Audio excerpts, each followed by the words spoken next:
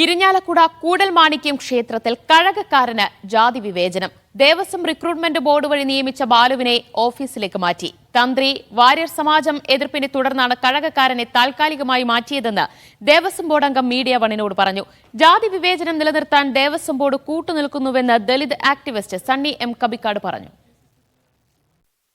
ഫെബ്രുവരി 24-നാണ് തിരുവനന്തപുരം ആര്യനാട് സ്വദേശി ബാലു കൂടൽമാണി ക്ഷേത്രത്തിൽ കഴകക്കാരനായി നിയമിക്കപ്പെട്ടത്. അന്നു മുതൽ ബാലുവിനെ മാറ്റുന്ന മാർച്ച് 7 വരെ തന്ത്രി കുടുംബങ്ങൾ ക്ഷേത്ര ചടങ്ങുകളിൽ നിന്നും വിട്ടുനിന്നു. ഈഴവ സമുദായത്തിൽപ്പെട്ട ബാലു കഴകക്കാരനായതാണ് തന്ത്രിമാരുടെ എതിർപ്പിന് കാരണം. ഇന്ന് നടക്കുന്ന പ്രതിഷ്ഠാ ദിനത്തെ ബാധിക്കുമെന്നും ജനങ്ങളിൽ ആശങ്ക ഉണ്ടാക്കുമെന്നും കരുതിയാണ് ബാലുവിനെ താൽക്കാലികമായി മാറ്റിയതെന്നാണ് ദേവസ്വം ബോർഡിന്റെ വിശദീകരണം. ഇവിടെ പല അനാചാരങ്ങളും നടക്കുന്നു. അതിലൊരു തീരുമാനമാവാതെ ഞങ്ങൾ ശുദ്ധീകരണം നടത്തില്ല എന്ന് പറഞ്ഞ് നോട്ടീസ് വന്നു. ഇദ്ദേഹത്തെ ഉദ്ദേശിച്ചുകൊണ്ട് മാത്രമാണ് അവര് പറഞ്ഞിട്ടുള്ളത്. ഇദ്ദേഹത്തിനെ മാറ്റി നിർത്തിയാൽ മാത്രമേ, പെർമനന്റ് ആയിട്ട് മാറ്റി നിർത്തിയാൽ മാത്രമേ നമ്മൾ ഈ പ്രവർത്തികൾ ചെയ്യുള്ളൂ, അല്ലാതെ ഞങ്ങൾ ചെയ്യില്ല. 24-ാം തീയതി അദ്ദേഹം ജോയിൻ ചെയ്തിരുന്നു. 7-ാം തീയതി വരെയും തന്ത്രിമാർ പൂജയ്ക്ക് കയറിയിട്ടുണ്ടായിരുന്നില്ല. കഴകക്കാരനെ നിലനിർത്താൻ തടസ്സമെന്തെന്ന് സർക്കാർ വിശദീകരിക്കണമെന്ന് ദളിത് ആക്ടിവിസ്റ്റ് സണ്ണിയും കബിക്കാട്.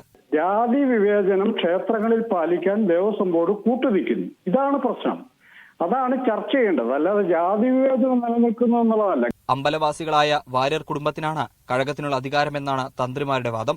തന്ത്രിമാർക്ക് പിന്നാലെ വാര്യർ സമാജവും ബാലുവിന്റെ നിയമനത്തിനെതിരെ രംഗത്ത് വന്നിട്ടുണ്ട്.